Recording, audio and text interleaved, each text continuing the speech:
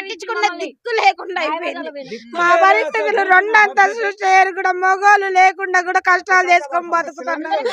అన్ని కొట్టుగా పోయినాయి. మా అయితే బియ్యం, గ్యాస్ బండలు, టీవీలు ప్రతి ఒక్కటి కొట్టుగా పోయినాయి. అన్ని మా పరిస్థితులు ఏంది? ఎందుకు మమ్మల్ని గెలిపించండి అని కాళ్ళు గడ్డలు పట్టుకొని మా ఊర్లకు వచ్చి మా వాడలకు వచ్చి కాళ్ళు గడ్డలు పట్టుకొని ఒకటి కాకపోతే ఒకళ్ళకి ఓట్లు వేయించుకున్నారు. ఎందుకు ఓట్లు కాంగ్రెస్ వాళ్ళు కనీసం ఏందమ్మా అని వాళ్ళు వాళ్ళు బయట జాయిలు కలిసి పొట్లాలు ఇచ్చిపోతారు సార్. మాకు పొట్లాలు ఇచ్చిపోతారు. కానీ ప్రతి ఒక్కళ్ళు కూడా ఎందుకు కాంగ్రెస్ గెలిపించుకొని ఏం సాధించారు? మాకు మమ్మల్ని అన్ని కొట్టుకుపోయి కూడా మా పరిస్థితి ఏందని తెలుసుకునే వాళ్ళు కూడా ఎవ్వరు లేరండి.